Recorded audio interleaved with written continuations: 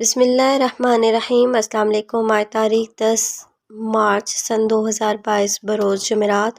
آج کے خبرنامے کے ساتھ میں ہوں عائشہ۔ اگر آپ بھی دنیا کے حالات و واقعات سے باخبر رہنا چاہتے ہیں تو ویڈیو کو مکمل دیکھیے گا اور ہمارے چینل کو سبسکرائب کر دیجیے اور ساتھ میں لگے بیل آئیکن کو دبا دیں تاکہ آپ کو ہمارا نوٹیفیکیشن موصول ہو سکے۔ بڑھتے ہیں خبرنامے کی جانب اور شامل کرتے ہیں آج کی ایک اہم خبر۔ بھارت سے آنے والی چیز 3 منٹ تک پاکستانی فضائی حدود میں رہی اور میاں چنوں میں گری۔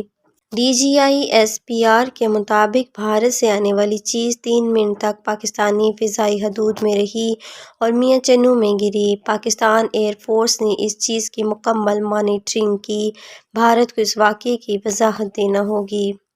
تفصیلات کے مطابق پاک فوج شعبہ تعلقات عامہ آئی ایس پی آر کے سربراہ میجر جنرل بابر افتخار کی جانب سے پریس کانفرنس میں انکشاف کیا گیا کہ 9 مارچ کے وقت بھارتی حدود سے تیز رفتار چیز کو ریڈار پر دیکھا گیا۔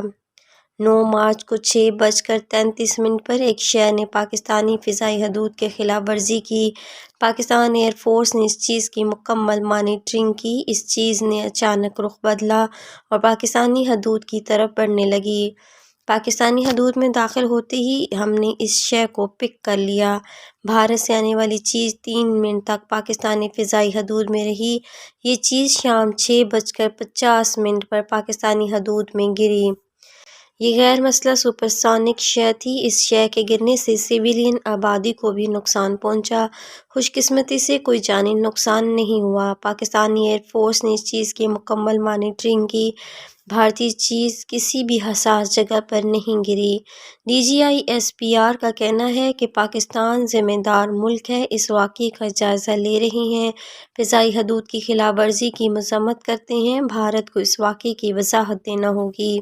بھارت میں ایسی دہشت گرد تنظیمیں موجود ہیں جن کو کنٹرول کرنے میں وقت لگے گا۔ پچھلے چند ہفتوں میں 80 دہشت گرد ہلاک کر چکے ہیں۔ میجر جنرل بابر افتخار نے صحافیوں کے سوالات کا جواب دیتے ہوئے کہا کہ بارڈر صورتحال ایسی نہیں تھی کہ خصوصی انتظامات کر لیتے۔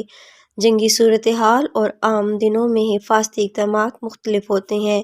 اگر پاکستان کی حدود میں کوئی بھی چیز داخل ہوتی ہے یا کوئی بھی خلاف ورزی ہوتی ہے تو اس کا بھرپور جواب دینے کے لیے پاک فوج موجود اور تیار ہے۔ ایک سوال کے جواب میں ترجمان پاک فوج نے کہا کہ army chief general Qamar Javed Bajwa کے دورہ امریکہ کا کوئی شیڈول جاری نہیں ہوا۔ آج کے خبرنامے میں اتنا ہی۔ مزید خبروں کے لیے دیکھتے رہیے گا اے ایف نیوز ورلڈ۔ اپنا اور اپنے ارد گرد کے لوگوں کا بہت سارا خیال رکھیے گا اور مجھے دیجیے اجازت۔ اللہ حافظ۔